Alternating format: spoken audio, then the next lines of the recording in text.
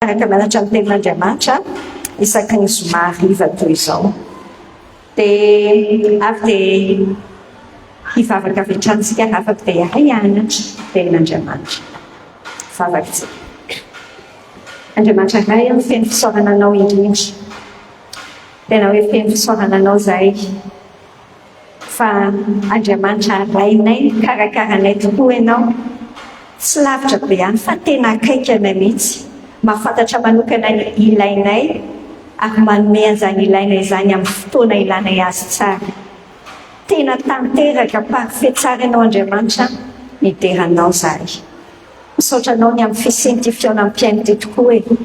Misaotra ny amin'ny fisiany radio vaovao mahasoa mampiorina ny fiainam-panahinay, mampianatra anay araka andeha aminao ary misaotra ny an'izay hitondranao anay manokana ao anatin'ity fiainam-piaino ty ianaranay hitombonay miaraka. Na olona tsy mifankalala mihitsy ary izahay samy any amin'izay tany misy azy ihany koa an'izay mpanaraka any amin'ny Facebook any. Dia misaotra fa ianao tena mahafantatra anay tsara. Dia miteny amin'ilay tandrify anay. Za mihitsy zany izao ny amin'ny tian'io ty fantatrao tsirairay ny olona tonga eto hitanao hoe aiza ho aiza ny lentam-pononay, ohatrany ahoana ny fiainam-pononay hatreo izay tianao hoe hiakatra tsara ao anatin'izao fianaranay ny teninao izao ao anatin'izao vanim-potoana ny fiainanay manokana izao. Ankasitrahana daholo izay fanazara-teny, fanadinana, fizahan-toetra rehetra ampanaovinao anay fa ianao Andriamanitra mpampianatra endry sy mahay tanteraka. Dia ndreky izay raha mbola vonona be mihitsy izay tongotsy hoe vonona fotsiny fa mangetaentanao mihitsy ampianaro izay, mangetaentan'io fahamarinana teninao io izay tafiditra tsara ny anatinay ihany dia manova ny fomba fijerinay hanahaka ny fijerinao Andriamanitra, mitondra finoana velona ty anatinay. Izany no angatanay tompo ny fanahinao miasa ao anatin'ny tsirairay avy. Samy manana zavatra hatrehany izao izay amin'ny fiainana. Fantatro mihitsy fa fanahininao mihitsy hoe ino ilay zavatra hatrehanay ankehitriny ary izao kosa ny fampianarana raisinay. Dia tena hoeninay mihitsy fa miteny manokana aminay ianao anio indray. Dia afaka hozarainay amin'ny hafa ihany koa izany, mampianaranay amin'ny anaran'i Jesosy. Amen. Ao anatin'ity taonay ity ravako ilay lohahevitra lehibe antsika, tsy lohahevitra fa le fotom-pisainantsika. Dia mandray an'io teny amin'ny Korintiana faharoa fahadimy fahasivy itsika. Iarahantsika sy ianao mamaky ave izany Korintiana faharoa fahadimy fahasivy, ilay tapany voalohany ilay miteny hoe ataotsika ho voninahitsika ny mba hankasitrahana atsika. Izay ilay teny pitolomana, izay kama izany tenenantsika azy teny pitolomana ataotsika hoe izay ny anazy izay ataoko voninahitra no hankasitrahan'Andriamanitra tsy no hankasitrahan'ny olona, tsy ny hankasitrahako akory ary katsahako fa ny hankasitrahan'Andriamanitra. Ao anatin'ny herinandro vitsivitsy nanomboka tamin'ny herin'ny lasa teo isika dia mianatra an'ity hoe ndao hianatra hiaina na handeha amina finoana sa. Foi audacieuse ozy ny teny frantsay. Ndao hiaina amin'ny finoana sa. Dia ao indrindra zany izao tsika tapany ny faharoa indray ny zavatra resantsika amin'ny tian'ity hoe ndao hiomana handray fahagagana. Ndao hiomana handray fahagagana. Izany mihitsy ny zavatra resantsika sy ianao. Tsy resaka sekta izany tsy resaka fiangonana zokony izany raha izany, fa resaka Andriamanitra i mahagaga ny anarany. Ka raha ohatsika sy ianao ka hiresaka hoe anana finoana sa hiaina, tsy hoe manana fotsiny fa entintsika miaina ilay izy, ampiasaintsika ilay izy mandeha amin'ny finoana isika. Dia miola miomana ary izay izany handray fahagagana ahita ny tanan'Andriamanitra ao anatin'ilay fiainantsika. Inona ny zavatra andrasan'Andriamanitra amintsika sy ianao? Ny zavatra anankitelo tiako hisintomana ny sainao, fampidirana anao aloha ao anatin'ity hoe le finoana sa misy sehatra telo tiany tompo manokana hitombontsika ao anatin'izao hoe finoana sa zao. Ny zavatra voalohany andao nefa vakitsika ny Kolosianina toko faharoa hoe Kolosiana toko faharoa andininy fahafito dia vakiko aminao midika teny ombonana ilay izy dia mazava be ilay teny ao anatiny. Kolosiana toko faharoa andininy fahafito izao soratra hoe aoka ahazo vahatra sy iorina ao amin'ny Kristy ianareo. Aoka hiamafy hatrany ny finoanareo araka izay nampianarina anareo ary aoka ho feno fisaorana an'Andriamanitra ianareo. Tiako be le version ilay izy amin'ny dika teny ombonana. Mahalaza azy tsara mba ho tafitany anatintsika hoe ny andrasan'ny Tompo amintsika amin'ititsika hoe manao fanamby iaina finoana saty. Hitanao tsara le tapany faharoa amin'ilay teny. Aoka hiamafy hatrany amin'ny finoana ianareo. Any amin'ny Joda faharoapolo any izy Joda toko anankiray any bokony Joda dia hoy tsara le voasoratra any amin'ny Joda hoe andaontsika senao androso amin'ny finoantsika masina indrindra. Finoana masina indrindra. Sasany tia anentana anao mihitsy. Ndao hiarakitsika senao hoe aza miolona aminao hoe efa mino efa kristianina dia izay. Eny mpivavaka. Fa tenen'ny Tompo hoe andao hiamafy hatrany. Miamafy hatrany. Mifanambitsika zany ao anatin'ity hoe finoana saty. Misy zavatra anankitelo tsika misarihana ny sainao. Everiko hoe tena andrasan'ny Tompo amintsika. Raisiko hoe andrasan'ny Tompo amiko. Hiamafy sy tombo ny finoako izay ny voalohany. Ny zavatra faharoa hitantsika any amin'ny Korintiana faharoa toko fahasivy andininy fahaenina. Korintiana faharoa toko fahasivy andininy fahaenina. Izao ny tenin'Andriamanitra hoe vakiko amin'ny dika teny ombonana ihany ilay izy. Izao ny tsaroa Paoly izay mamafy kely dia hijinja kely ary izay mamafy be dia hijinja be. Prinsipa ny tenin'Andriamanitra zany. Galatsiana toko fahaenina andininy fahafito aza mety fitahanareo Andriamanitra tsy azo vazivazina izay ahafafon'ny olona ny jinjay. Dia eto mbola hamafisy ny Paoly tsara hoe izay mamafy kely dia kely ny jinjay ary izay mamafy be dia be ny jinjay. Za zany te-haka fanamby aminao tsika rehetrarehetra ao anatin'ity hoe miaina finoana saty. Tena isan'ny zavatra goavana mihitsy raha afaka ny hoe andao hitombo amin'ny famafazana isika. Ny dikan'izany mitombo amin'ny famafazana izany mitombo amin'ny fanomezana ny dikan'izany. Tena ilay izy raha afaka efa nanomboka tany amin'ny atsasatsasaky ny janvier nieritreritra n'ity thème-ntsika ity faraparany janvier. Tsy nieritreritra n'izany resaka cyclone gezany zany hoe misy an'izany. Fa izao zany izao ilay ho anahy manokana aloha dia tena hitako hoe misy fanazarantena exercice ampanaovan'ny Tompo ao anatiny. Dia tiany hisarihana antsika senao hoe andaontsika hitombo amin'ny famafazana. Ho antsika amin'ny RVM zao dia hisaorana ny Tompo mihitsy amin'izay efa ahafahantsika mifampitantana amin'ny fanarenana ny RVM ny Tamatavy. Fa lazaiko anao fa zany Tamatavy zany tsy ny RVM marery fotsiny tena simba tanteraka. Mihoatra ny 20 isan-jato simba. Tsy ny zavatra ataony tsisy se dia hoy aminao araroty na ny zavatra eo amin'ny fiainanao. Za raha afaka nanomboka mianatra n'ity zavatra ity hoe za ny ity tombo voalohany. Za mianatra amin'ny Tompo mihitsy za Jesosy isan'andro te hanome foana tsy vola fotsiny. Manome vavaka ve ho an'ny olona, manome tsikitsiky ve, manome mieritreritra zany ianao hoe tsy ianao handray zavatra foana fa hanome ndao hitombo amin'ny famafazana.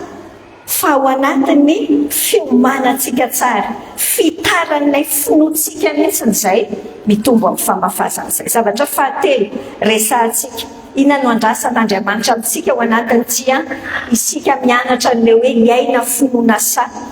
Ndao vakiana ny Hébreu toko faha 1:15 hoe Hébreu toko faha 1:15. Zao tsara ny tenin'ny Tompo miresaka ny amin'ny Abrahama izy hoe finoana no nanekeny Abrahama rehefa nantsoiny hiainga akany amin'izay tany ho azo olova ka dia miainga izy dia jerenao tsara nefa tsy fantany izay alehany. Zany karazam-pinoana i Abrahama zany angery sakaiza ilay antsoina hoe finoana say. Fiainam-panahintsika senao zany mitombo mihitsy miamafy ny finoantsika. Fiainam-pamafazatsika dia andao mihitsy ny fiaina pakatoavatsika hosa andeha ankatoa na tsy fantatritsika raha ny fiafaran'ity raharaha dia mankatoa fotsiny hitombo amin'izany tsika izay ilay anentanany tompo atsika ao anatin'izao hoe miaina finoana sazo zay zavatra anankitelo izay tiako ao an-tsaina ao hatrany hatrany izay mitombo mihamafy ny finoanao finoanao ny tompo mihitsy ny fiainam-pananao mihamafy ny fahafanao manome mamafy an'izay zavatra omeny tompo anao ka dia tia ny tompo ho afafinao indray masomboly avokoa nge zavatra omeny tompo atsika tiany mba amondray koa ny fiainany hafa dia andao saritsika hankatoa mitady an'izay finoana saza mihitsy Andriamanitra efa tsarotsika le teto amin'ny Hébreu 4:15 ampatsahivitsika hatrany satria fotoana mety mihitsy izay dia ho visery anatintsika mihitsy le tenin'Andriamanitra. Hébreu 4:15 hoe raha tsy amin'ny finoana ho ny tenin'Andriamanitra sisy azo atao azahoana sitraka aminy ka tsika sianao nefa ataontsika ho voninahitrytsika ny ankasitrahana dia izay le mianatra mihitsy tsika mandeha amin'ny finoana fa mitady an'izay finoana sa averimberiko aminao hatrany le itenenana azy mba ho tafalentika ny anatinao hoe za Jesosy dia hiaina finoana sa ao Romana 4:17 ny tapany farany le miteny hoe ota ngery sakaiza izay rehetra tsy avy amin'ny finoana ota izay rehetra tsy avy amin'ny finoana izay mihitsy le mahatonga antsika hoe mila mitombo amin'ny finoana no Andriamanitra tsika isika dia afaka miaina an'izay fiainana ankasitrahan'izay azadonanao le zavatra nyresantsika tamin'ny hery efa natsidiko taminao io matsitoko 7:20 fa io finoanao io ange nidozony finoa sera afaka no hita in'Andriamanitra ny sera atao amin'izay teny tsotra izay midikany kelikely ny finoa se dia ohatran'izay koa izany kelikely koa izany le zavatra omeny tompo satria sao dia mikory eo zavatra tsy zaka ny si fa mipoaka ohatran'ireny mipoaka ny compteur sa ny jiro sa inona indraindray izany mihitsy angely mety misy fotoana mahatonga an'Andriamanitra taka miandry kely miandry mihitsy izy dia aloha za fa ahoana ihany ka le fonose tsy ahazaka an'le izy indraindray ianao efa miandry promotion ana asa na miandry azo asa sa inona dia fa ahoana raha mbola tsy mahazo dia mitombo ka zakanao ve le omaniko ka tsy mahatoky tsara mikely tsika sianao dia indraindray tsy mahazaka be dia mitombo hoe tonga avy aminao izay inonao dia izay ny antony tsika sianao hoe ndao hiakatra amin'ny finoantsika entin'Andriamanitra hitombo ange ty finoantsika sianao ty dia aza taitaitra fa ny fomba hitondran'Andriamanitra mitombo an'le izy mahafinaritra be tsika ianao miresaka an'izany hoe ndao hiaina finoana sa dia atsangatao aloha tanana izay hiaina oe fa hitanao dikan'izany iza no mena problema dikan'izany izay ny dikany izay ny anton'ilay fampatsahivana hatrany le Jakoba 2:2 Jakoba 2:1 hatramin'ny 5 fakiko aminao izany tenin'Andriamanitra mila laninao tsejery misy izay tonga ny anatin'ny fonao any ty teny ty oro-lalako ataovy fifaliana avokoa raha hiara-ny fankampanana fizahn-toetra samihafa nareo satria fantatrareo fa ny fizahn-toetra ny finoanareo dia mahatonga fahareta ary eo ka ny faharetana isy asa tanteraka mba ho tanteraka sy ho tonga ohatra ianareo ka tsy isy tsy ampinainana iny moitsy izay le finalité le fiafaran'izay izay mihitsy ange le finoana sa zay hoe tanteraka sy tonga ohatra afaka ho exemple ohatra ianao hoe iny le olona mandeha amin'ny finoana ohatra n'iny olona iny mihitsy ahoana ho ny ahatonga an'izany raha tsy hainanao tsara le fahasarotana dia hoy aminao hoe mampiasa fahasarotan'Andriamanitra entin'Andriamanitra ampitombo ny finoantsika tsy hoe ho azany tsika falifaly fotsiny hiteny hoe oui Jesosy ampitombo iara ny finoanay dia avy eo tsika sosotra be Jesosy fa ahoana ty problème ty midikany hoe ampitomboana amin'ny finoana tombo mba home problema kely azafady zay ny dikany de atandremo sao de mitenana hoe tsangataka tsony akatsangata andeha hitombony itsika aiza ny ahitanao voninahitra tompontsika zay le hoe hiomana indray fahagagahana isika senao ao anatiny rehetra io tsarovy afaka faombadiky ny fahasarotana ndao tsika senao hiandrandra inona ny zavatra andrandraitsika le hoe miandrandra mihoatra noho ny manantena ndikany hoe miandrandra raha miteny malagasy miandrandra tsika ahita fahagagana zay no ny zavatra voalohany miandrandra ianao rehefa miteny an'ity resaka fahagagana ty nge tsika tsy hoe tsy termana sekta nge zany sy voambolany baiboly zany manambara tsara ny Andriamanitra tsika mahagaga izay tena tiany ao ny fahagagany amintsika tsy rairay avy nga izy hoe tiany eo fotsiny isany ngerisaka izy efa maneho e na ianao mitsangana tao ambony fandriana aranga verinao fa hoe mandeha ho azy zany rehefa injay fa heninao mihitsy hoe maraza tongotry zany mavesatra izy zany tsy voabaiko ny saina intsony le tongotra zay vao hita ay fahagagana be mihitsy le mitsangana ndraindray ny olona miteny zany fahagagana zany de ohatrany hoe mazimazimy misy 5 millions tampoka atao anatin'ity telefonina ty zay tsy hoe fahagagana osea Andriamanitra teany eo ny heriny mihoatra ny zavatra natoraly mampihetsi-po an'Andriamanitra nge rehefa mahita finoana ao amin'ny zanany izy tena tian'Andriamanitra mahita finoana ao anatsika anka zany le itenenany an'le hoe rasy fa mbola jarentsika zay le marika toko faraiky ambin'ny folo rehefa avy eo fa toizana aloha ao ambadiky ny fahasarotana ho itsika ndao hiandrandra hitombo ara-panamy manantena mihitsy ianao mihoatra ny manantena miandrandra mihitsy zay hitombo azany Jesosy ina zao fahasarotana misy aminao zao fotoana zao mitsikikely ary mitsikikely itsikio mihitsy miazany zay miazo tena be da be mahagaga na resam-pianakaviana resaka radio resaka fiodry de misy fotoana zany Jesosy eo de asiko fosiny vonjeo de avy eo sady mitsiky any satria manohana le fampianarana de za mihitsy izy tompo za mihitsy ay hitombo ahy io zany de miomana zany fa hitombo miomana ianao raha afaka fa hitombo de tiako ny zavatra fahatelo teneniko anao mazava ao anatiny fahasarotana miomana sakely fa hotorotaniny Satana ty raratseny aza hifantohana be fa miomana le teneniko anao hoe aza hifantohana be ndraindray tsika tena resy be misy ao anatiny io zay zavatra rehetra misy amintsika tena misy devoly misy fiataky misy devoly zao fotsiny ny afantatro eo ambony lavitra n'izay ny Andriamanitra averiko aminao tsara tsy misy zavatra misy ao amin'ny fiainanao raha tsy voasinihan'Andriamanitra tsara ny validen'Andriamanitra hoe afaka miseho amin'ity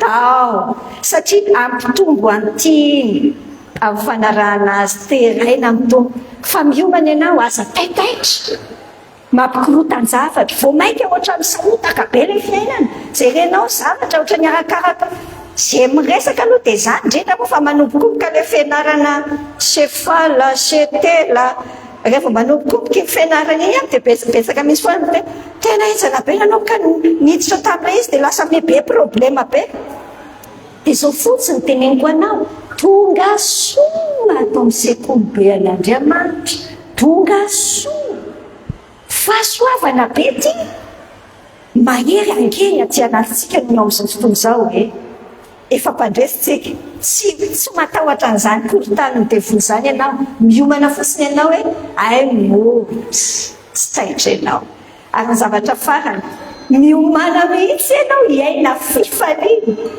tena miteny ianao mihitsy hoe miomana rehefa tsy vonina matsy ianao ka io ange tonga aminao ak'izay imonao rehefa ozy ianao ahoana tianao be problema be so de zay zany zao voao anatin'ny lohanao voarainao androany be problema be tena maty tsy zany ho be problema ahita fahagagan'Andriamanitra zao lazaiko anao ravako efa fiteniko taloha hatrany tsy dia averiko aminao satria hitako hoe marina be hatrany tamin'ny fiainako amin'ny fiainan'ny olona mihitsy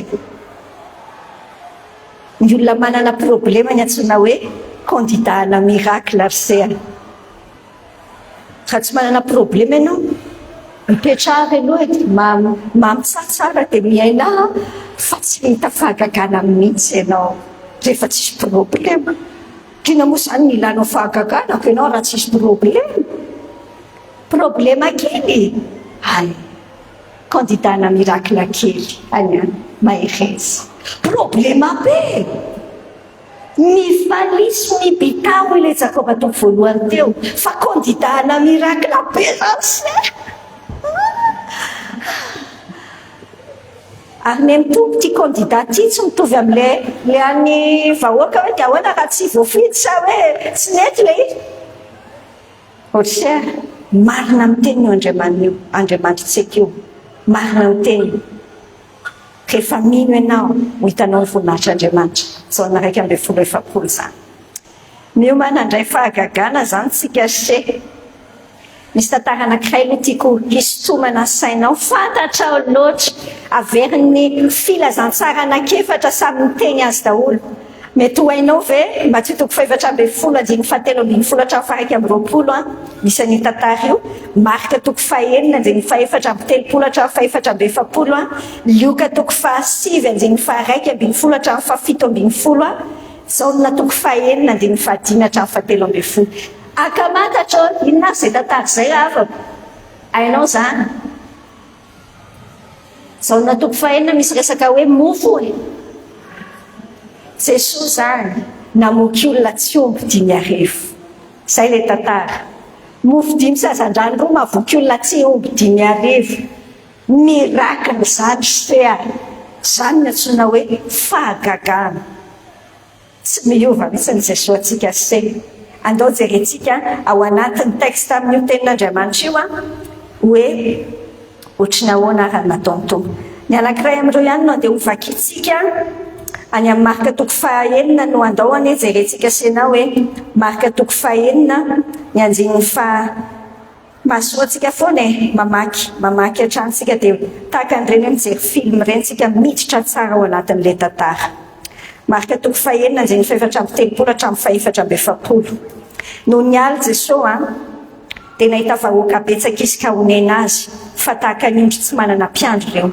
dia nampianatra azy zavatra maro izy ary rehefa hariva ny andro dia nanatona azy mpianany ka nanao hoe tany foany ty fa efa hariva ny andro ankehitriny raha vao ny olona mba hakanesany eny an-tsaha sy eny amin'ny vohitra manodidina hividy hanina ho azy fa Jesosy namaly ka nanao tamin'ny zareo hoe omeonareo hanina izy fa hoy kosa zareo taminy andeha hividy mofo ve zahay zay azony denarivo-njato ve zahay ka omena azy hoanina omenay azy hoanina fa hoy Jesosy taminy hoe misy mofo firy any aminareo andeha sahao ary rehefa fantany ho izy hoe 5 sy azan-drano tena sainy Jesosy ny napipetraka ny olona rehetra atao antokotokony eny ambony ay maitso izy dia mipetraka ho antokony 100 sy 50 avy ny olona rehefa voarainy Jesosy ny mofo 5 sy azan-drano dia niandrandra ny lanitra izy ka nisaotra dia nivakina ny mofo ka natolo ny mpianatra mba harosiny eny anoloan'ny olona ary ny azan-drano no zarainy tamin'ny olona rehetra ary samy nihinana avokoa ny olona rehetra ka ahoana ondravako voky ary nangoniny izay sombitsombony mofo sy ny azan-drano ka dia nafeno arina 12 ary izay nihinana ny mofo dia 10,000 lahy izay fotsiny lehilahy 10,000 ny zaza-mam-behivavy mbola mihoatra an'izay fa ny lehilahy ihany no voaisy eo inona zavatra hitantsika ny hitantsika eto zany hoe nampianatra olona be da be Jesosy justa mamintina n'ilay izy ny mpianatra ny tenenan'ny tompo hoe raha vao le vahoaka hitady hanina mpianatra no miteny tamin'i Jesosy hoe raha vao le vahoaka hitady hanina dia Jesosy miteny hoe omeonareo hanina izy inona ny zavatra resantsika senao misy teboka vitsivitsy reto teboka anankidimy reto tiako tenenina aminao hoe io manandray fahagagantsika ao anatin'io texte ny tompo io texte nanaovan'ny tompo fahagagana io ny zavatra voalohany aloha raha te hiomana indray fahagagantsika dia andao eketsika fa manana olana tsy hay vahaintsika. Raha ivahainy io se dia indikany tsy mila fahagagan se vahaony se dia vita. Samy misaotra ny tompo azany tsika amin'izay zavatra misy eo amin'ny fiainantsika sao. Eo amin'ilay 5:4 7:telopolo tsy vakiko intsony fa hitatsika ny zavatra se hoe nitenen'ny tompo zany zareo hoe omenareo hanina izy.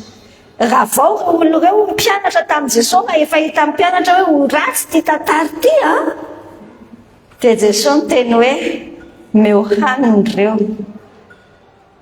Tonga dia zavatra midona mirindrina mihitsy, midona mirindrina. Ahoana ny apa-posibla an'izany? Ny zavatra voalohany zany mila ataontsika senao mba hatonga eo amin'ny fiomanantsika indray ny fahagagana mitoy tamin'ilay lazaintsika teo mihitsy hoe andao eketsika fa manana olana tsy hay vahaintsika. Fa inona moa ny valiteny diso ataontsika senao manoloana ny problema misy eo amin'ny fiainantsika? Ohatran'ireto mpianatra rehetra ihany. Misy zavatra matetika rehefa tena tsy hitatsika izay ilay atao amin'ilay izy, inona ny valiteny disontsika?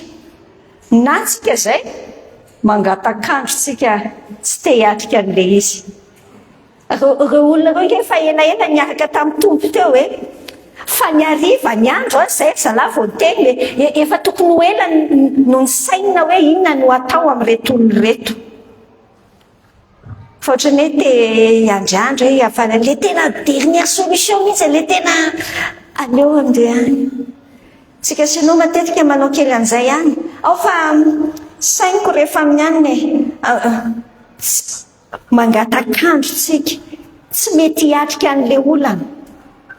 Ho ravako andao hianatra hoe rehefa eo ilay olana eketsika oketsy sao dia hoe teo amin'ny tompo amin'iny fotoana iny mety eo amin'ny tompo Jesosy ahoana ary zany ty tsy mangatakandro. Ina koa ny valiteny diso maninitra ny andraikitra any amin'ny hafa. Izay koa dia ataontsika se zay matetika.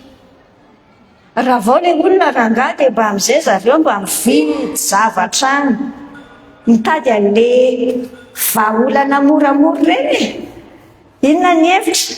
Tsy tonga dia mindram-bola rangahy rehefa tsisy ny vola. Izany zao tena vahaolana tsy dia sarotra loatra. Indrindra raha fa mbola misy fianakaviana tsaratsara fanahy. Mideraha ny tompo mihitsy rehefa misy fianakaviana tsy tsara fanahy. Satria te anio fahagagana izay ny tompo.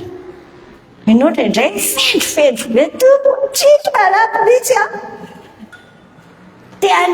tianao misy solution foanao dia aiza ny anaovan'ny tompo an'ilay izy. Dia izy ianao hoe aika le fianakaviana nanaiky nampindrana vola iny izao ilay lalan'ny tompo. Zany ohatrany mety tsy tena voatery izay. Mbola tsy tena fahagagana be zany, tsy fahagagana zany hoe mindram-bola zany dia misy manome tsy tena fahagagana zany fa fiainana. Satria ho averinao ihany zany endra. Fa andao atrehantsika tsara fa misy fotoana dia nio fa sao dia manilika andraikitra tsika fa tsy te hiatrika tsara an'ilay izy. Na inona koa ny valitentsika afintsika dia feno fanahina fotsiny izao dia miparitaka dia miakatra ny tension dia tena mandamaka etsetra. Eto moa zany ilay mpianatra miteny hoe andeha hividy mofo izay azony denariron-jato fa zahay ka omenay hoanina.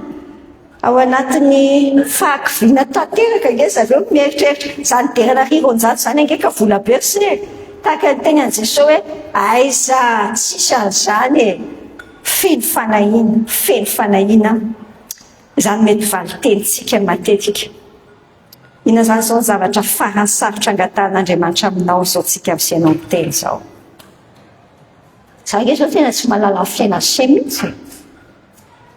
Fa ny fantatro dia nentin'ny tompo eto ianao hiaino ity zavatra ity. Fa misy zavatra mety nialanao kely foana izy hatreo hoe za tsy te eritreritra an'izany, za tsy te eritreritra an'izany, fa entina mbavaka izay ilay teneninao nefa kely izy misy zavatra tokony hatrehanao mihitsy ao anatiny. Zay ireo kely hoe ravako. Tsy filambaniny an'Andriamanitra se raha mamela ny zavatra io izy fa fitiavananao hitombo amin'ny finoana. Tsy filam-bavy fa fitiavananao hitombo amin'ny finoana. Mahery rehetra ianao tsara. Ao faharon-draisasika sianao. Zavatra mbola teneniko anao aloha. Mila azonao tsara hoe tsy manaitra an'Andriamanitra akory ny olanao io. Any raha ohatra nge Jesosy nahita an'ireto olona tsy omby 5,000 reto hoe ka mpianany niteny tamin'i Jesosy hoe raha vao ilay olona dia io ve tompo mihoatroatra ny reto ary marina tokoa za fa tokony mena haniny reto.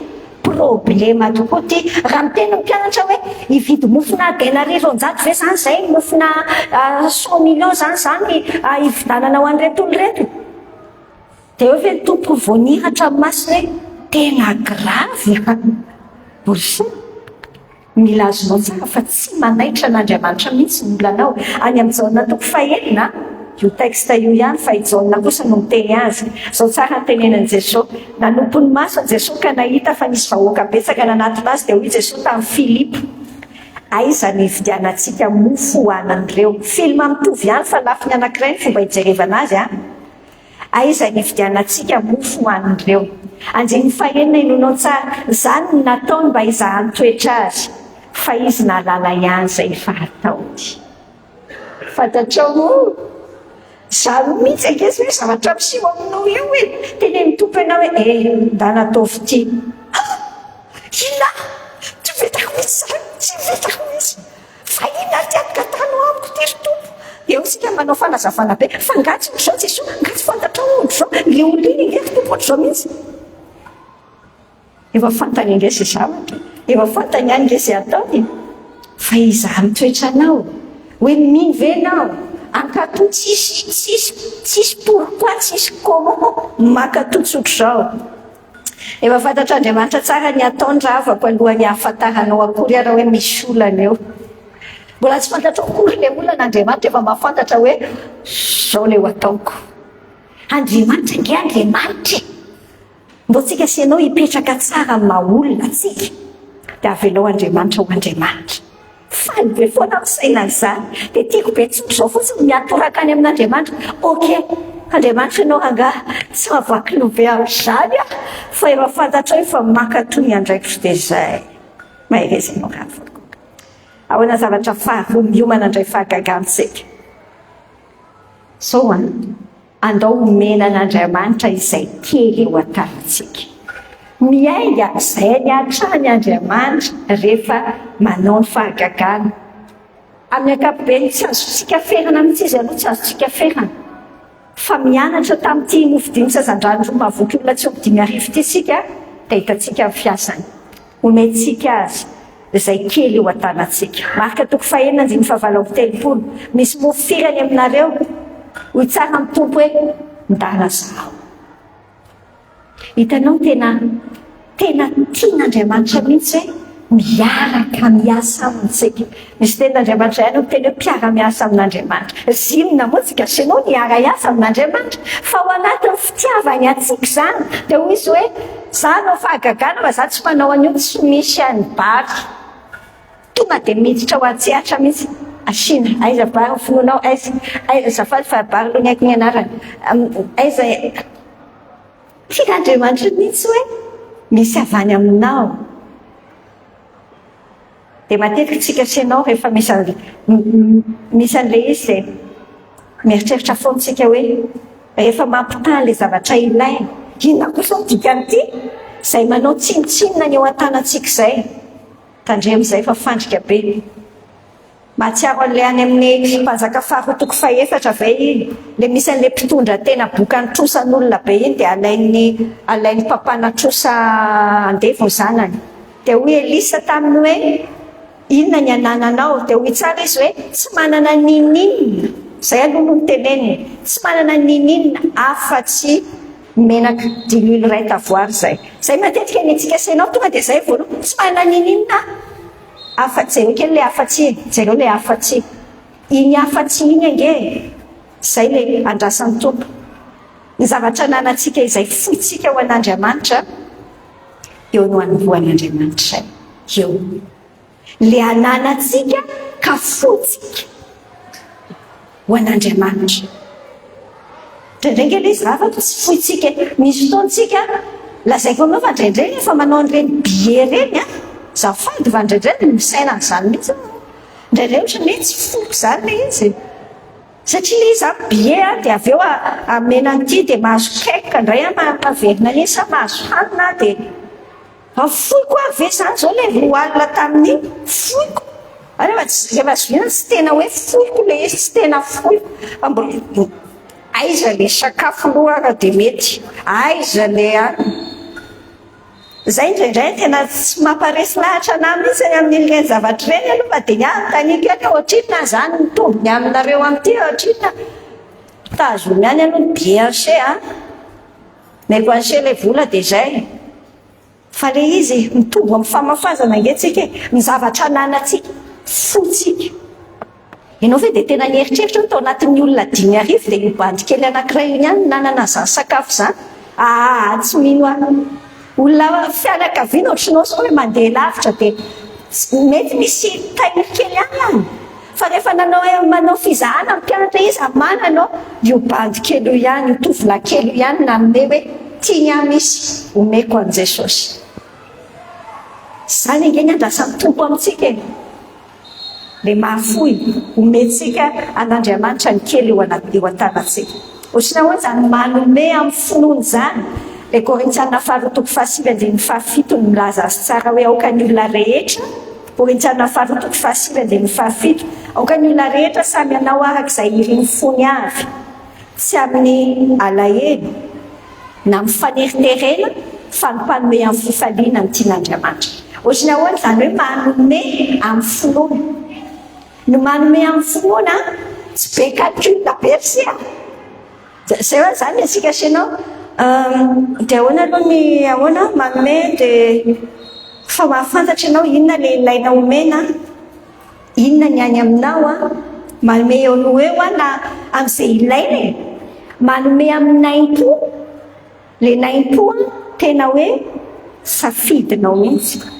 tsy hoe manome fa sao dia miveriny eto amiko foana ty olona ty dia makaleo aho aloha mena dia samy miala mba azonao tsy ohatr'izany tsy manome amin'ny finoana indray tsika amin'iny tsy mampitombo atsika am'le tiatsika hitombona amin'ny finoana sa zany aminaimpo tsara hoe ok ary manome amin'ny fifaliana faly ianao misy zavatra manahoana rehetra ohatr'izany ho fiainam-piangonana ny fiainatsika misy inao ny ilaina vo misy hoe zavatra ilaina dia tsy hoe enandray zao itendray zao ny komity ny zavatra enandray zao ny tantarain'ireo io ndray valopon'inona ndray zao ny amin'ny lahady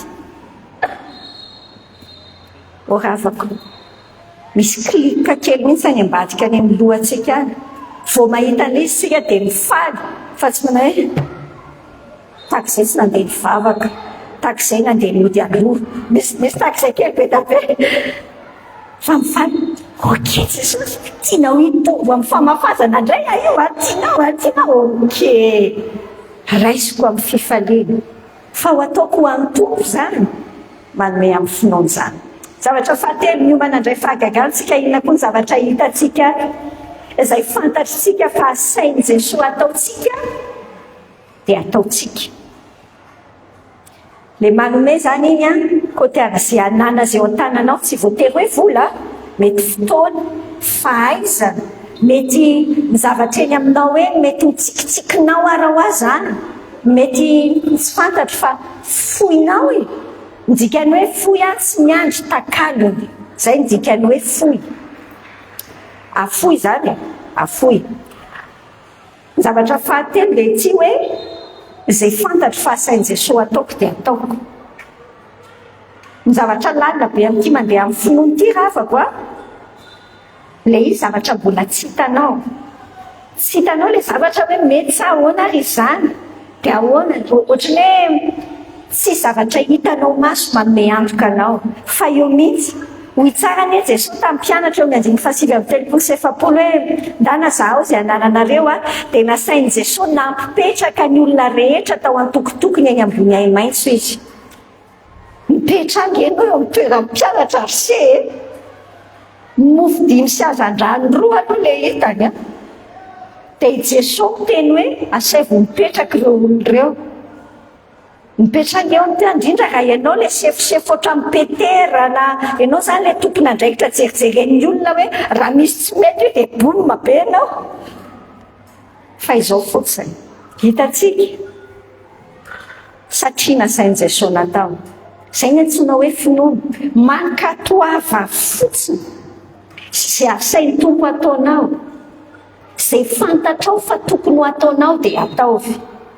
Andeha ataontsika hoe ao anatina fifandraisana tena sarotra ianao, fifandraisana hoe io ara fa mety hoe vadin'olona le olona iarahanao. Tena azonao tsara mihitsy ny tenin'Andriamanitra hoe tsy ankasitran'Andriamanitra io. Aty anatintsika teaka fotoantsika ndraso aloha tompo fa ndraso fa eny ataoko tsy tratra vody tsy tratra mipaky io fiarahanay io e. Zay ianao zay fa manilika an'le tsy te saina be. Hoe ka izy angery tompo tsy mety hisaraka amiko mihitsy e, mandeha daholo ny ka isan-karazany rehetra.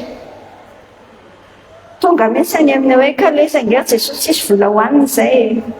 Zay mihitsy nefa ny teny tompo hoe zao a mankatoava aloha misara fotsiny zao. Dia avy eo tompo miahan'ilay toyany. Zany hoe izay zavatra fantatrao fa tokony ho ataonao dia ataovy. Aza miandry ianao hoe ka aleo ara fa omeny tompo signe kely hoe mba ohatr'izao. Zay ine ny dikany hoe finoana e. Tena hoe miaina an'le zavatra tahaka ny hoe efa hitanao le izy na dia mbola tsy hitanao azy. Zavatra faefatra zao tsika sy ianao miomana andray fahagagantsika.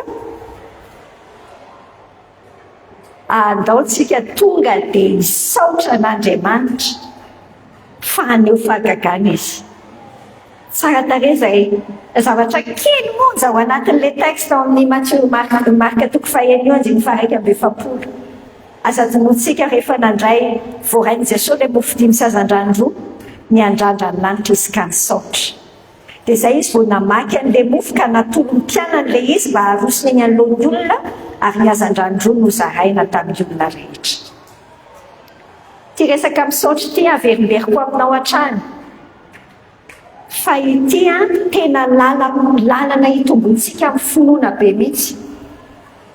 Le misaotra. Mbola tsy hitanao le izy dia efa misaotra ianao. Satria izay mihitsy misaotra ianao hoe efa misy mikarakara ny resaka oke misaotra.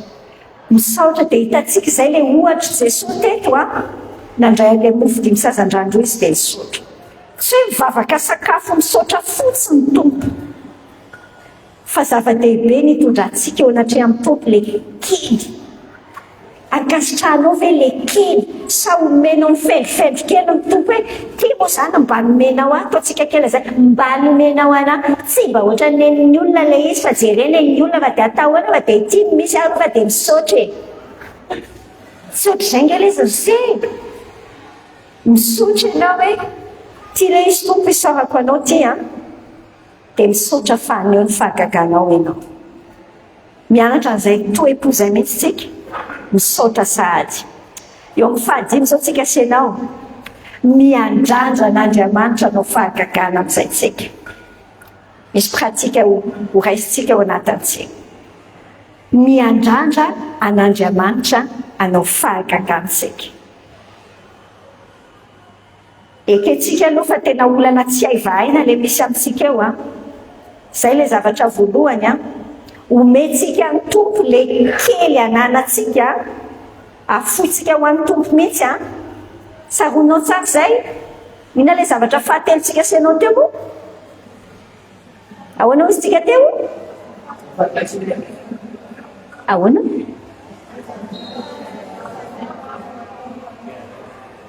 ataonao zay asaina ataonao makatotsika nininy mifaefatra misotra na dia mbola tsy nahita an'izy dia miandrandra an'Andriamanitra no fahagagansika.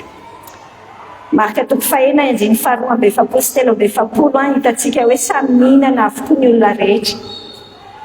Ny mpianatra zany rehefa nankatoto eo efa niandrandra an'Andriamanitra izy.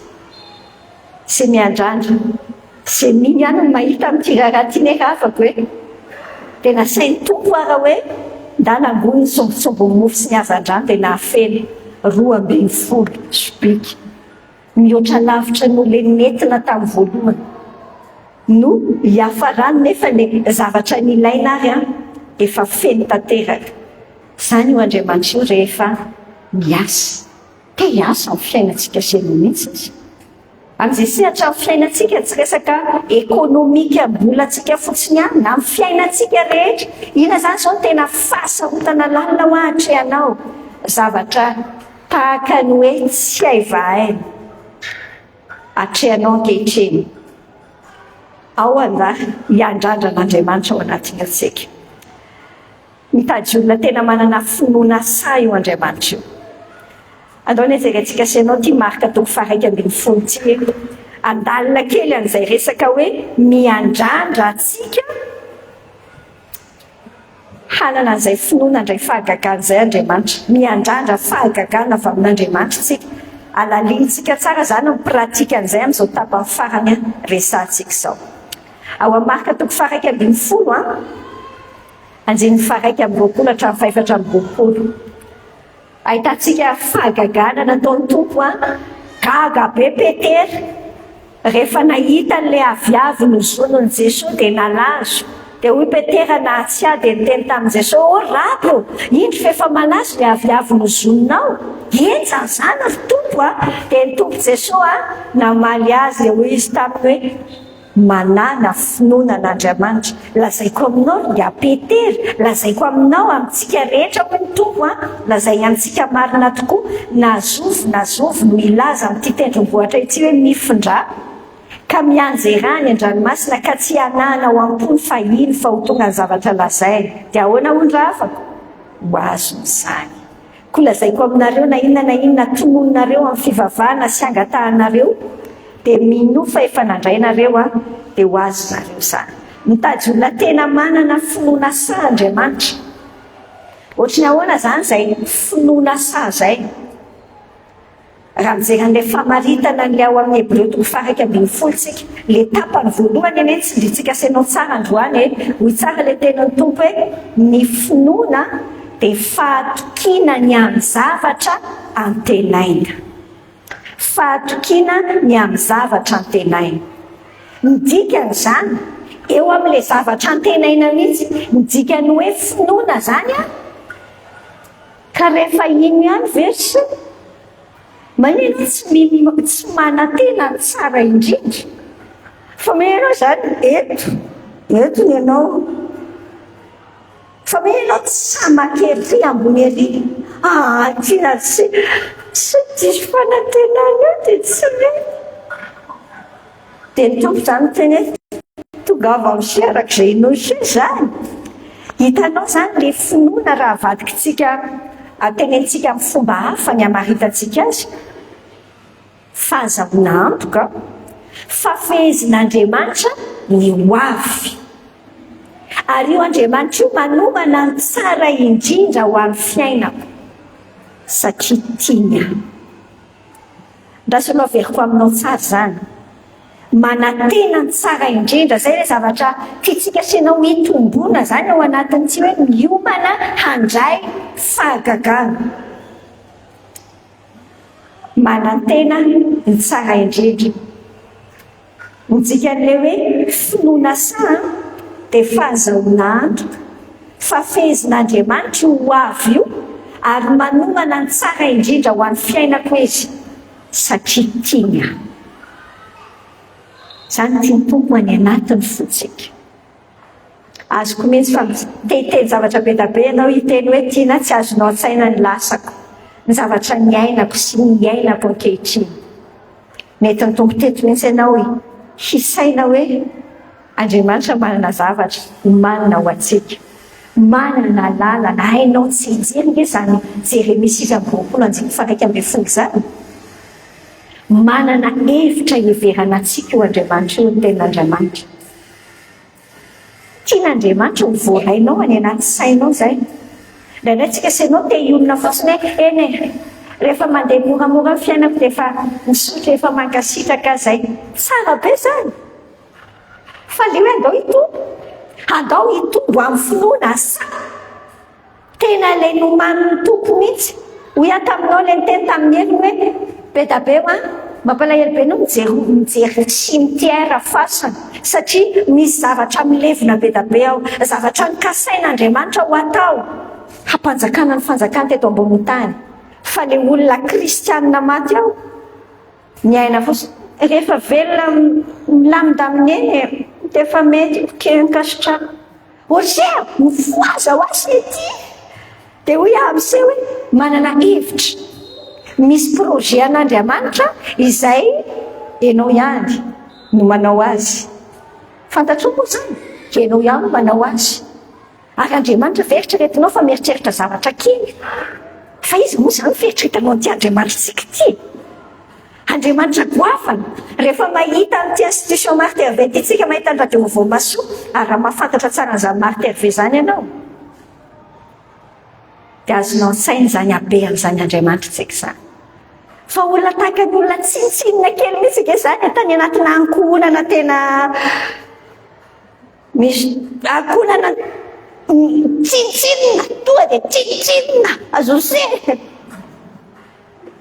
Fa hono rehefa misy olona anankiray manaiky hoe manana hevitra heverana azy ny tompo, tsy le hevitra tsy le ambition io, tsy hoe anao tiako be zany fampianarana zany andao hiomana indray fahagagana fa za zany zao lasa inona ny ambition anao te hoe za te ho inona te tsy haiko inona ny tianao hevina mba ho feno voninahitra ato ambony tany anao sa azo inona zafady tsy miantoka ny ambition anao mihitsy Andriamanitra. Fa rehefa ny ambition an'Andriamanitra zay nge mijery misy 2021 misy tsara indrindra teteny aminao hoe misy tsara indrindra omany tompo aminao dia anao mihaino eo amin'ny moramora fotsiny nefa ny tompo miteny fantatritsika hoe le Romaina 8:20 zavatra rehetra miara-miasa azy soa ataon'Andriamanitra io miara-miasa azy soa zay ty azy. Manana lalana manokana ho anao io Andriamanitra io. Atỳ amin'ny famaranantsika azy ara dia hianatra toe-pony Davida isika. Toe-pony Davida raha afako satria ty Davida ty tiako azonao an-tsaina mihitsy le sary. Misy tantara zay ao anaty Baiboly ao any amin'ny Samuela 1:7-20 any hainao hoe zany tantara zany. Rehefa misekoly lady zany ny tantara hay indrindra na olona tsy kristianina raha mahita tantara zany. Tantaran'izy ary eo Davida kely endry dia vavaka naka vato dimy. Tantaran'izy zany Davida sy Goliata. Tsara tarehy loatra io tantara io satria tena nanehoan'Andriamanitra mihitsy. Fa rehefa mino Andriamanitra ngeza be ianao, hitanao tao anatin'io tantara io miainga ny zanak'Israely zany isan'andro ny fo maraina dia tsy amin'ny tendrombohitra iray ny zanak'Israely dia ry amin'ny tendrombohitra iray ry Filistina dia Goliata be mitarika azy dia isa-maraina dia miainga rehetra indray le Goliata be dia mitsoaka daholo dia tory Davida ny teny hoe finony ty mampitsoaka anareo zalahy dia ny teny nga tsy tahoanareo Goliata be io tsy dia hoy Davida hoe finona ny atahoranareo anio le rehetra zany ny teny hoe io Goliata be io ngeza loatra io tsy vitanay tsy possible ho resitsika io. Neny Davida io ngeza loatra io tsy ho possible mihitsy hoe tsy ho tratrany amin'ity atsamitady ty. Azonao ve fahasamihafana mihitsy ao fomba fijery ao anatin'le Davida sy le miaramila. Davida nge tamin'izany sy masa dia eritreretinao hoe fa miaramila 7-7 taona nge Davida tamin'izany ravako hoe zany finoana Davida zany mihitsy zany le finoana sa mahafantatra tsara ny Andriamanitra. Ndao hianatra amin'ny toe-pony tsika le toe-pony hitantsika ny amin'ny bokin'ny Salamo any dia ao amin'ny Salamo ao zany tsika ny mandray azy ina ny nataon'ny Davida nahatonga azy nanana finoana sa. Mianatra amin'ny Davida tsy mianatra ao amin'ny bokin'ny Salamo tsika izay le izy ao amin'ny bokin'ny Salamo tsika maka pratika hiandrandratsika nyty hoe andray fahagagantsika. Zao voalohany mifandray manokana amin'Andriamanitra isa-maraina io Davida io.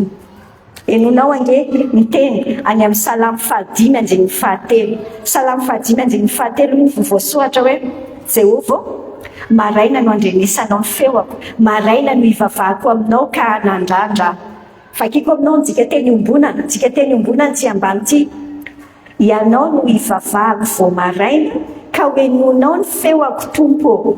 Vao maraina dia efa miomana ho raisinao ary miandry ny valim-bavaka avy aminao. Ka hiomana indray fahagaga isan'andro ny Andriamanitra manao zavatra mahagaga hatrany. Fa tsy hitanao izao, ratenao mihitsy. Raha ohatra ka tsy miomana ianao isan'andro ary ny fiomanana voalohany amin'izany mifandray manokana amin'Andriamanitra, ary zava-dehibe isa maray. Hitanao, atombohy miaraka amin'Andriamanitra ny tontolo andronao. Atombohy miaraka amin'Andriamanitra. Aza vela hoe le andro no miarahaba anao. Hitanao, Andriamanitra no ka ho arabainao voalohany. Fa tsy hoe tonga indray ny andro, tsy izay, le fisainana voalohany fotsiny ary. Tsy le fisainana voalohany fotsiny, tonga indray ny andro, fa vao manao tompo, atodio any amin'ny tompo avy hatrany. Ny saina voalohany. Inona dia tena mamerina anao mihitsy hoe inona izany izao tena ataonao ty voalohany vao mifoha maraina.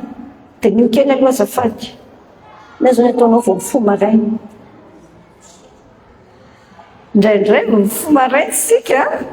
Aiza moa le sady le telefona moa le réveil. Iza daholo. Oay, ianona kay nanomatra tamiko tato fa tsy hitako midasona malokely an'iny. Lalina be misy ty telefony ty amin'izao fotoana izao orsakaiza. Ila ny ataonao voalohany vao mifoha maraina. Sa vao mifoha maraina ianao andrehatrafo ny tianao atao voalohany. Ka izy ndraiky tiana mila manokaka aminy. Izany mahatonga anao be kizitina be rehefa avy eo, fa tsy mety mirehitra le afo.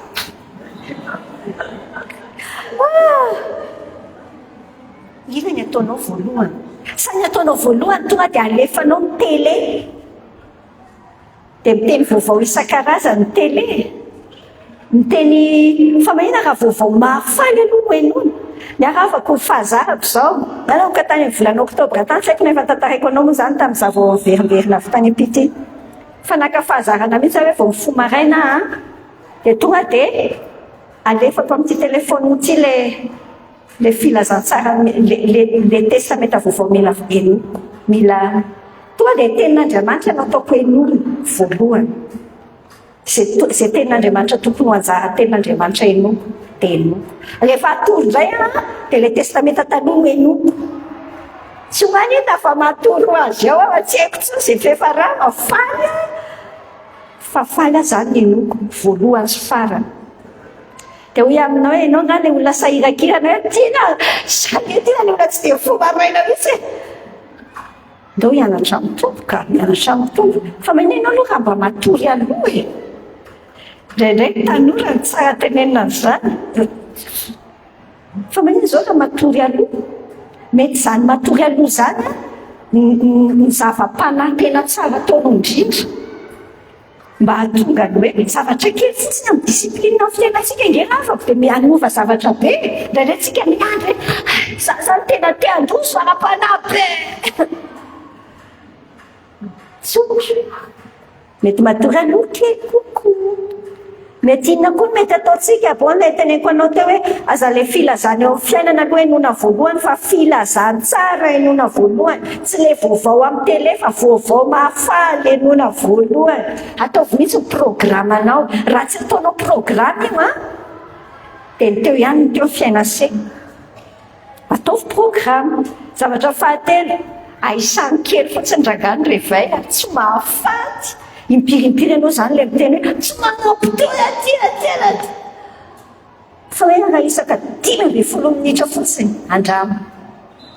Tianao le ahita fahagagana amin'ny fiainanao. Mila manana izay connexion izay amin'ny tompontsika vao mifoha maraina. Mety hoe ianao hoe na tiana le amin'ny alina mahazatra tsara izany fa le vao maraina no asio na 10 minitra kely azy. Zava-dehibe.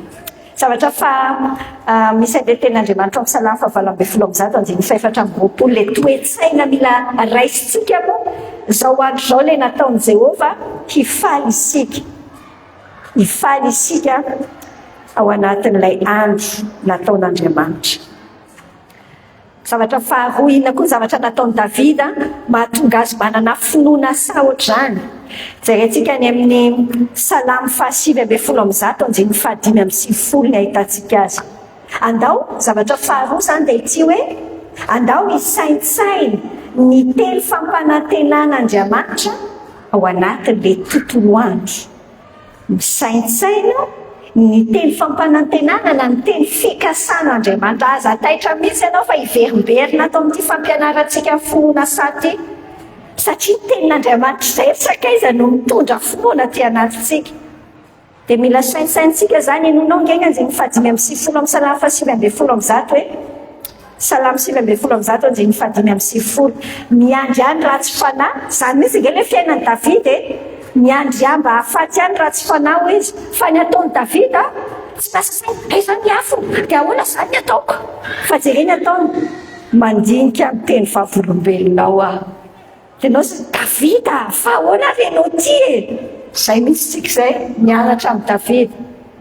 Ny anazy ny promessin'Andriamanitra zay ny saintsainy, fa tsy misy dia mitana izy iza daholo zany tsy tia rehetra dia iza daholo zany tena mijaly mihitsy ange zany tsy mahita manam-potoana isainana hoe mijaly akory izy e.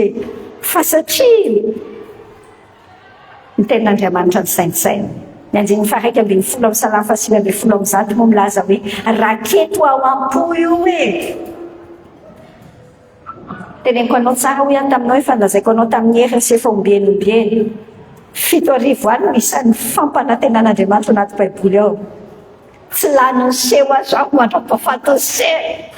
Ny zavatra rehetra misy amin'ny fiainantsika misy tandrify tsara avokoa amin'izany ny tenin'Andriamanitra. Ao amin'ny Hébreux 10:17 Hébreux 10:17 zao soratra hoe aoka ho azontsika mafy tsy azo zongozonina ny fiekena ny zavatra antenaitsika. Enonao tsara le teny a. Aoka ho azontsika mafy tsy azo ahozongozonina ny fiekena ny zavatra antenaitsika satria mahatoky Andriamanitra nanao ny fampanantenana. Tazomy mafy. Le izy ange findikany hoe fampanantenana mbola tsy zavatra hitanao fa le miteny an'ilay izy aloha zay kosa mifantatrao zay. Tsy mahay mandaiky zany Andriamanitra fa zay mino azy a ahita tokoa ny heriny. Efa nilazaiko anao tsara ny Korintiana 2:20 Korintiana 2:20 le tenin'Andriamanitra miteny hoe fanafiry ny teny fikasan'Andriamanitra dia ao amin'ny Jesosy ny ely ary amin'ny alalany koa ny amen ho voninahitr'Andriamanitra amin'ny ataonay. Na inona na inafiry ho anao zany dia saintsaino ary le izy reny saintsaino. Isaky ny tranga misy anao a trandrao io Baiboly io. Jesosy inona misy anazy zany zao tena sahirana be anao arabola tazomy ara ohatra zany zao le Filipianina 4:20 milaza hoe Andriamanitra ahatanteraka zay rehetra tokony ho anareo araky ny haren'ny fahasoavana, araky ny haren'ny voninahiny. Zay le izy tazomy zany. Tompo hainao ny teny an'izay. Io zany fa misy an'io takindray tompo hainao ny teny an'io. Le izy ange tsy voatery hoe mahafantatra be da be ianao e. Fa zay kely fantatrao azony ampiasao. Ina zavatra miseho amin'ny fiainanao ahiatrika fanadina ianao tazomy ndray na Salamy 3:30 anome sainanao sy ampianatra anao ny lalakalehanao a hitsinjo anao ny maso tazomy.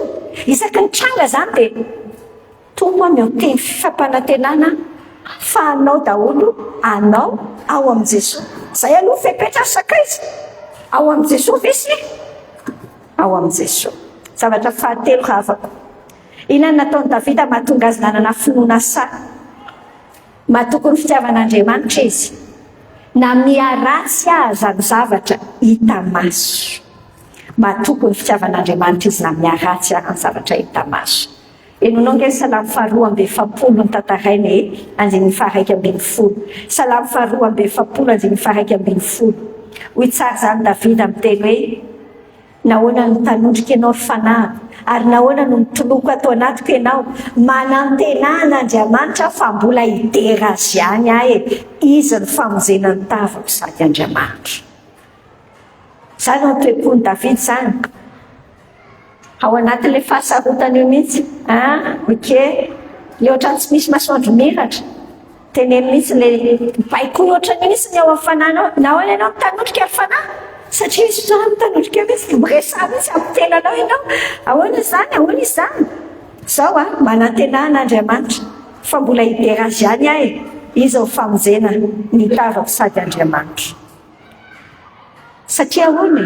Fantatro ry sena fa ilay tia izay fitiavan'Andriamanitra izay averimberiko aminao hatrany, fototra be izay. Ozongozon'ny devoly io rehefa tonga ny fahasarotana, aiza ianao izay tian'Andriamanitra eo, navelany teo ianao. Ay, dia ampatseviny ianao daholo ty tsy fahataterahanao rehetra ty. Vao miainga izay tsy fahataterahan' izay, tonga dia hoe teo amin'ny tompo. Dia amin'ny ho an'le eritreritra ratsy anefa alefa ny devoly tsara. Ndrany Jesosy nefa nikarakara an'ireny rehetrarehetra ireny. Efa vita iny, midikany, tazony fa tianao Andriamanitra. Mety tsy azonao angamba. Ie, rehefa misy fahafatesana ohatra amin'ny fiainantsika, misy olona akaiky antsika maty tapoka, ay, tena mampieritreritra be mihitsy zany. Fa eo mihitsy antsika, andao mbola hiazona ihany. Mbola tazonitsika hatrany hoe fantatro fa tia izy, ary feheziny io. Tsy mipopotra fahatany io, tsy mipamosavy, tsy mimpanao zavatra. Pahay zavatra ozy izy, le olona tamin'ny vahaolana tariby tamin'ny farany teo, misy pahay zavatra nge le fianakavianay. Mampimehy moa zany fomba fiteny zany. Pahay, tsy mahay ninino zany. Ozy Andriamanitra zany mahay zavatra. Mahay zavatra. Ny Andriamanitra tsika, mihoatra lavitra. Tianao zay Andriamanitra zay. Tsy misy mipopotra fahatany io zavatra rehetra io. Abakoka toko 7 aza dinonao Andiny 7-9 na tsy mamontsy na azy ho aviavy io, tsisy biby ao apahatra zay atao hatramidona amin'ny poto. Dia hoy izy ianao hoe za mbola hiderany Andriamanitra ihany. Zay mihitsy tsika senao zay, mbola hiravoravo amin'Andriamanitra ihany tsika, satria fantatritsika hoe mafimafy zany mifanehona voninahitra ao amin'ity raha ty tompo andao miaraka tsika. Matoky matoky ny fitiavan'Andriamanitra ianao na miaratsy aza ny zavatra hitany masonao, zavatra fahefatra. Ty zavatra farany teneniko anao androany, miombona mpino hafa isika. Ohatran'le vata kitay ireny antsika senao amin'ny hafa ao anatin'ity fisedrana, satria matoa ianao zany miomana indray fahagagana amin'ny zavatra sarotra zay, zavatra sarotra. Mila ny hafa ianao. Hoy tsara David any amin'ny Salamo 5:10 misy manontany, misy teolojiana miresaka be hoe Davida sa tsy Davida nanoratra azy, fa tsy asantsika say zany, fa ny antsika say inona ny tiatarehan'le salamo rangahy ianarantsika senao. Hoy tsara le mpanoratra, le mpanao salamo hoe naman'izay rehetra matahotra anao sy naman'izay mitandrina ny didinao. O ravako, fidio tsara ny namanao, te andeha amin'ny finoana say ianao. Dia hoy aho hoe mifidiana tsara olona izay manam-pinoana say, dia ireny atao namana akaiky. Tena mifidiana tsara. Ny olona manam-pinoana say no andao ataontsika namana akaiky. Izay mampiakatra an'izay hiakatra zany, mba samy mieritreritra daholo zany zao ny olona akaiky ny fony. Ndraindray tsika senao indrindra tsika malagasy zany, ohatrany tsy tena hoe misafidy an'zava dia hoe zay no misy, dia ireo aloha dia tsy maintsy mba miezaka mba miara-mifalifaly amin'ireo dia etsetra. Safidy ny fiainana sia, safidy. Ny olona manam-pinoana say ndao ataontsika namana akaiky. Dia hoy tsara zany olona namana akaiky zany ny Hebreo 10:24 miteny hoe ny ataon'izany olona mpinamana akaiky mifampiakatra amin'ny finoana. Dia hoy tsara ny Hebreo 10:10 hoe mifampanjinika, aoka isika hoe hifampanjinika, hampandroso ny fitiavana sy ny asa tsara. Olona zany ny ataony mifampandinika amin'ny fitiavana sy ny asa tsara fa tsy hoe tonga ao manopy resaka eo an-tsena eo adiny telo mipetraka eo an-tsena eo resapona teny sahira angamy teny hoe zavatra manan-zavatra tao tsy mandainga mihitsy ianao za manan-zavatra tao so dia misy adia lehanareo aloha za manan-zavatra tao somary maimaika ny ano ataoko aza mihitsy rehefa hitako fa ho resapona ty raha ty tsy manam-potoana lanina amin'izany resaka izy indrindra hoe resaka olona mifanakaiky-po anjiny fahadimy amby roapolo aza mahafoy ny fiarahantsika mivavaka toy fanao sasa zava-dehibe mihitsy hoe miombona mpino hafa isika raha tianao zay hoe miomana indray fahagagan' izay ahiry mantsy dia fononao amin'izay dia hoy aminao anatin'io indrindra tandremo ny naman-dratsy hainonao reto tenin'Andriamanitra maranantsika azy reto tandremo ny naman-dratsy misitona midina ny Korintiana voalohany toko fahadimy ambin'ny folo andiny fahatelo amby telopolo miteny tsara aza mety ho fitaninareo ny fikambanana amin'ny ratsy manimba fitondran-tena tsara isan'ity teny ao amin'ny boky Noabolana ity koa mampieritreritra be mihitsy aobolana fahatelo ambin'ny folo andiny faharoapolo tenin'Andriamanitra angetra tonga dia efa mampitandrina tsotra zay miara dia miendry dia hoendry fa zay misakaiza amin'ny adala dia hidiran-doza tsotra be fidio tsara azy olona mampidi-doza zay ty olona ataonao sakaiza akaiky dia akaiky ty indraindray reny olona tsy mahita zay zavatra tsara ny fiainana mihitsy fa ny kritika sy ny lafy ratsy mpiainana foana mampalahelo be izy mampalahelo be amin'ny fahazavana izy izy arao fahazavana fa aza atao namana akaiky misy ny oloatra zany aza atao namana akaiky fa mifindra ny adalana dia mampidi-doza fidio tsara aza mety fitahantsika ny fikambanana amin'ny ratsy manimba fitondran-tena tsara ho antsika tanora rehetra ho an'ny tanora ny ankizy andao jerena fidiana tsara rereo olona ny ahitako tamin'ny zanako mihitsy zany tena hoeto ambavaka ray aman-dreny ajaina ny namany ankizy hoeto ambavaka mihitsy hanana namana tsara fa rehefa manana namana tsara ny ankizy samy tia mianatra dia mianatra dia samy misafidy tsara amin'izany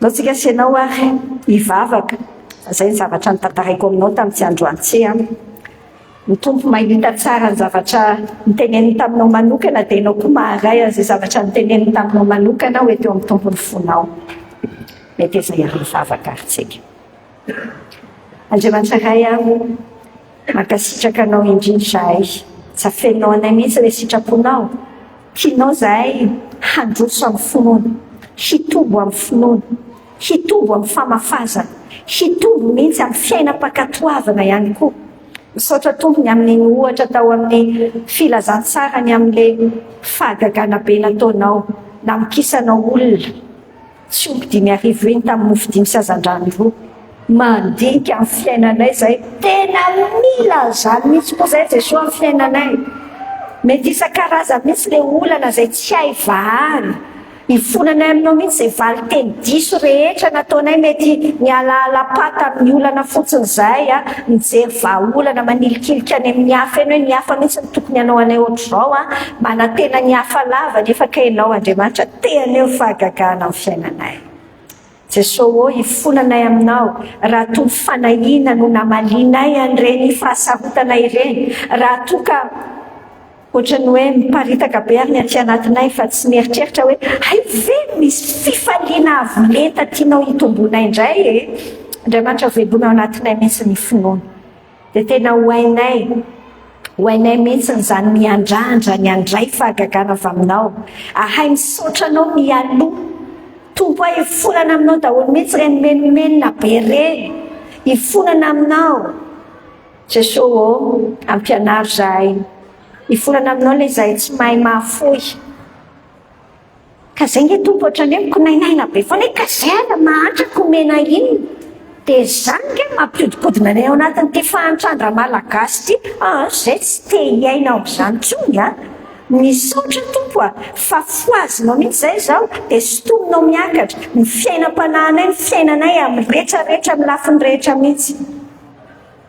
Dia velominao atsy anatinay zay miandrandranao Andriamanitra. Ampianaro ary zahay hanana an'izany hoe fotoana manokana vao fomaraina dia ianao ny any an-tsainay voalohany, misainsaina ny teny fikasanao anatin'ny tontolo andro. Andriamanitra mivelomy any anatinay zany. Sotra Jesosy fa hoentinao hitombo finoana izay na zavatra tena ratsy aza mety hitan'ny masonay izao tsika miteny izao. Dia fantatray tsy hiozongozona intsony zay fonanay aminao koa fa mazany zay miozongozona amin'izay fitiavanao zay ohatrany mametra-panontaniana fa zay dia tiany tokoa ve no tia. Jesosy malahelo be anao zao rehefa tenenay ohatr'izany ahoreny tsara amin'ny fitiavanao hoe zany zahay tsirairay avy reto. Dia aho fantatray fa kainao mifehy zavatra rehetra mampiara-miasa an'io hoe na tsy mamontsynareo aviavy dia zay hifaly ao aminao hatrany. Jesosy ampianaro zay hifidy tsara ny namanay. Mivavaka ho an'ireny namana manahirana ireny mihitsy zay tompo.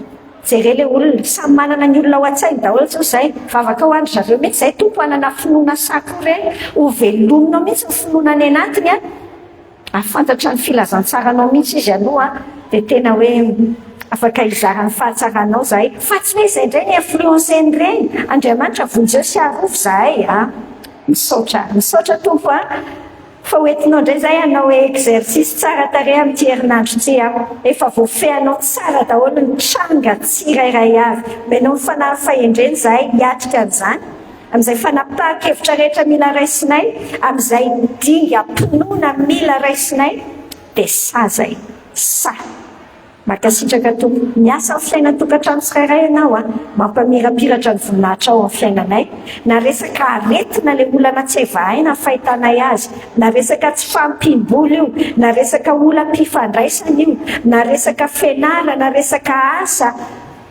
resaka fiainam-panontona tompo midira amin'izay ianao. Dia faly zay fa rehefa hiahaiteny amen zay dia fantatray fa mamaly vavaka ianao manantena anao indrindra zahay tompo mialo lalana izay fodinay anao ty an'io ty mahatoky anao zay dia misotra sahady amin'ny anaran'i Jesosy. Amen.